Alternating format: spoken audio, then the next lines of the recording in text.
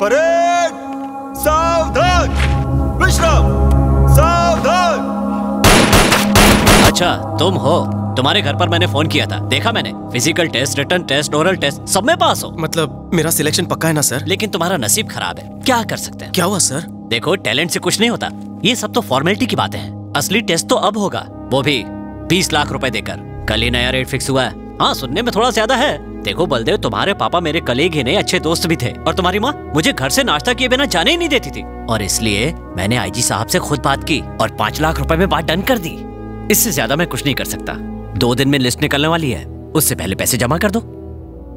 अब सोच क्या रहे हो? अपना घर बार बेचकर बीमार माँ का ऑपरेशन करवा रहा है। अब इतनी बड़ी रकम कहाँ से लाएगा? तुम बात नहीं समझ रहे हो। देखो अगर तुम कोई भी नौकरी करोगे तो तुम्हारी तनख्वाह फिक्स होगी, लेकिन पुलिस की नौकरी में जितना चाहो उतना माल बनाओ। यकीन नहीं हो रहा है? अरे कल्पेश सर, यहाँ आओ। सर, तुमने भर्ती होने के लिए कितने पैसे दिए? ये आप कैसी बातें कर रहे हैं सर? और अभी तक कितने कमाए हैं? देखो इनसे डरो मत, अपने ही लोग हैं। 15 लाख रुपए सर। सच सच बताओ। 30 लाख रुपए, यही सच है। पैसे नहीं दोगे तो मैं कुछ नहीं कर सकता। सुनो बेटा, कल सुबह तुम्हारी माँ का ऑपरेशन है। अगर उसे तुम्हारी नौकरी ना मिलने का पता चला तो वो सहन नहीं कर पाएगी। आप आ गए? सुबह से आपकी माँ आपको याद कर रही थी। तुम्हें नौकरी मिली कि नहीं इस बात से ये बहुत टेंशन ले रही थी, और इन्हें देख के हमें भी टेंशन होने लगी। नौकरी मिल गई ना बेटा? सिलेक्शन हो गया माँ? मेरा बच्चा मेरे पास आ। आज तुम्हारे पिताजी होते तो वो बहुत खुश होते। इस खराब सिस्टम से वो बहुत ही निराश थे। सिग्नल पर जो भीख मांगता है और उसी सिग्नल पर जो पुलिस वाला रिश्वत लेता है, उन दोनों में कोई फर्क नहीं। चाहे कोई भी समस्या हो तो 100 डायल करने पर पुलिस वक्त पर नहीं पहुंचती। हाँ, लेकिन 100 का नोट देने से पुलिस जरूर आती है। तुम्हें इस सिस्टम को बदलना होगा। तुम्हारे जैसा एक सिंसियर ऑफिसर अगर शुरुआत करे तो कल ये क्रांति बन सकती है। सारी दुनिया एक नई राह पर चलेगी। किस सोच में डूब गए बेटा? और क्या सोचेगा, तुम्हारे ऑपरेशन के बारे में सोच रहा है ना।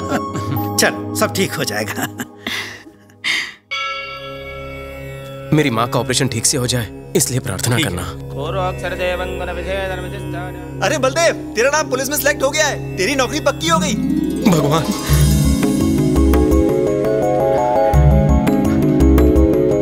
मामा जी आप यकीन नहीं करेंगे, मुझे नौकरी मिल गई मामा जी। मामा जी,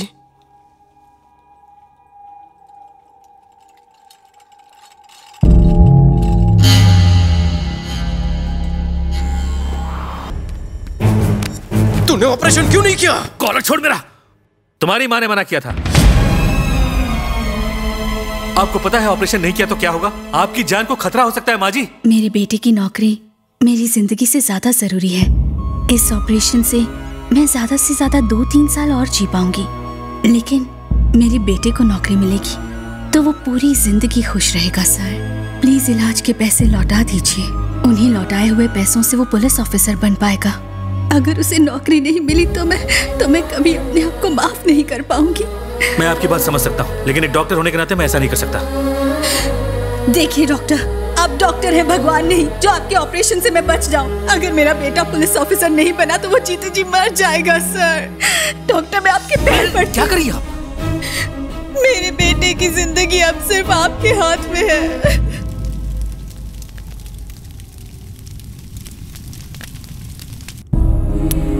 तुम्हें एक दिन बहुत बड़ा पुलिस ऑफिसर बनाऊंगी। 100 डायल करने पर पुलिस वक्त पर नहीं पहुंचती। हाँ, लेकिन 100 का नोट देने से पुलिस जरूर आती है। देखो टैलेंट से कुछ नहीं होता। अब तक कितना माल कमाया? बलदेव बेटा, बहुत से लोग पैसों से नौकरी खरीदते हैं, लेकिन तुम्हारी माँ ने अपनी जान की आहुति देकर तुम्हें ये नौकरी दिलवाई है। तुम्हें एक ईमानदार पुलिस ऑफिसर बनना है। जरूर बनूंगा। पुलिस के इतिहास में भी नहीं होगा ऐसा रिश्वतखोर पुलिस ऑफिसर बनूंगा। ये कैसी बातें कर रहे हो? हाँ मामा जी, खाकी वर्दी पहनने का अब मेरा एक मकसद है, करप्शन। माँ चाहती थी हर थाने में ईमानदार ऑफिसर हो, अब होगा। रिश्वतखोरी का काला बाजार बंद हो, अब होगा। बेईमान बनकर मैं ईमानदारी करूंगा। पुलिस की वर्दी रिश्वत खाने के लिए नहीं, सच्चाई से अपना फर्ज निभाने के लिए होती है। ये दुनिया को अब मैं बताऊंगा। पैसा देकर पुलिस में आने वाले पैसा वसूलने के लिए सिस्टम को करप्ट कर रहे हैं। उनके दिमाग में बसे भ्रष्टाचार का सर्वनाश अब मैं करूंगा। 100 रुपए देने से नहीं, 100 नंबर डायल करने से काम होना चाहिए। 70 साल की आजादी के बाद इस देश को भ्रष्टाचार से मैं आजाद कराऊंगा। उस दिन से वो खुद तो रिश्वतखोर बन गया, लेकिन रिश्वत के पैसों से तुम जैसे न जाने कितने ईमानदार ऑफिसर्स को पुलिस में भर्ती करवा रहा है।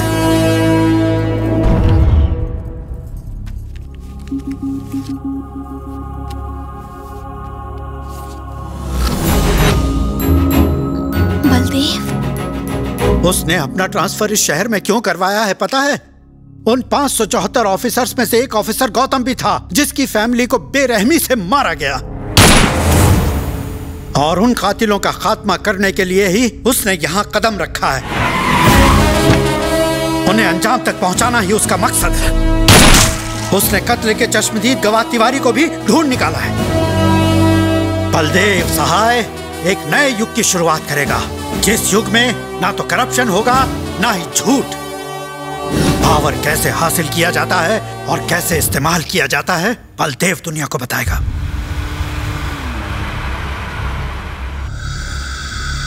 छोटे भांजे, आ गया वो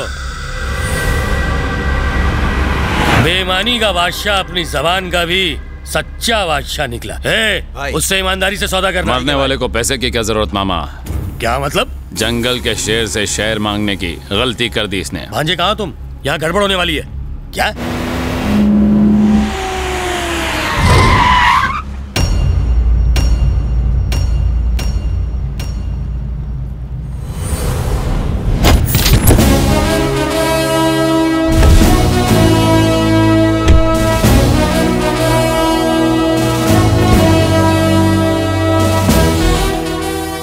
सर या मुझे कहाँ ले आए? सर वो मुझे मार देगा।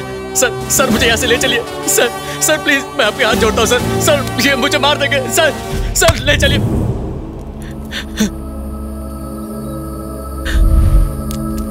तिवारी, एसीपी गौतम की पत्नी को सबसे पहले हाथ किसने लगाया? सबसे पहले मैंने, और फिर मेरे छोटे मालिक ने एंजॉय किया। क्या कर लेगा तू?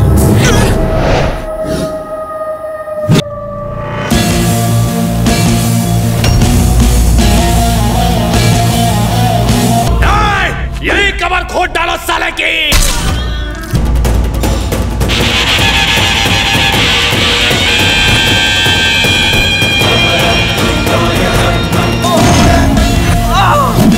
यही है सर, यही है वो सर। इसने एसीपी की बेटी को भी नहीं छोड़ा था सर। मार दीजिए इसे, मार डालिए सर, छोड़िएगा नहीं।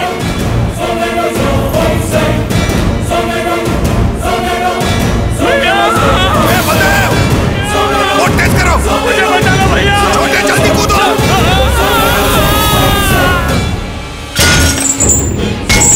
नहीं बलदेव, छोटे जल्दी जल्दी, छोटे छोटू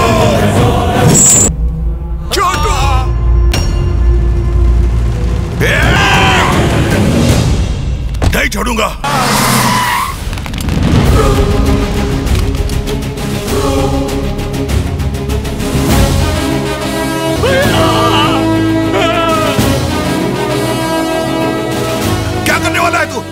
पेशेंट को अगर सही टाइम पर गोली ना दो तो रोग बढ़ जाता है। सॉरी इज नो मोर। देख लूंगा सर। आज तुम्हारी आंखों में रिस्पेक्ट और सैल्यूट में सिंसियरिटी दिख रही है। हमें माफ कर दीजिए सर, आपको समझने में देर हो गई। सर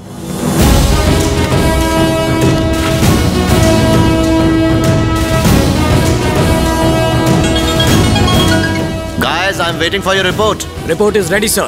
बलदेव सहाय बेकसूर है। What? जी हाँ सर, वो एक सच्चा और ईमानदार ऑफिसर है। ऐसा ऑफिसर जिस पर पूरा पुलिस डिपार्टमेंट गर्व कर सकता है सर। हमें उसके साथ काम करने का मौका देने के लिए शुक्रिया सर। बंगाल टाइगर किसी जू के पिंजरे में नहीं, कलकत्ता के काली घाट में एसीपी की ड्यूटी बजा रहा है। पागल हो गए तुम लोग? दिमाग खराब हो गया है? सच कह रहा हूं सर, मैं अपनी आंखों से देख रहा हूं। बलदेव सहाय ही रॉयल बंगाल टाइगर है सर।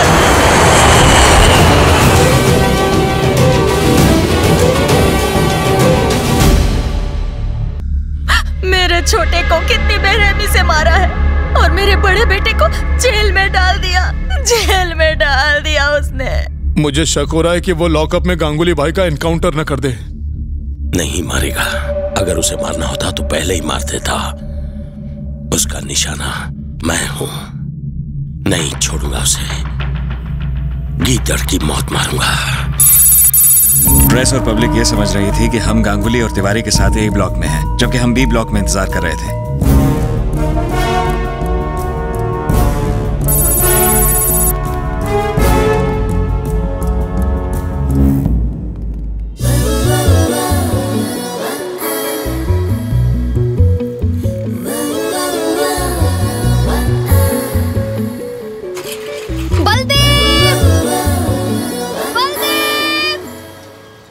कैसे हो कांस्टेबल साहब? 3 ऑफिसर्स भांडा कैसे फूटा? सिर्फ उन्हें ही नहीं, हमें भी सच का पता लग गया है सर। पीछे हटिए, पीछे हटिए। चलिए सब लोग यहाँ से निकलिए, पीछे हटिए। 1 सेकंड प्लीज। हाँ मैडम बोलिए। मुझे आपके साहब से मिलना है। Commandos sir.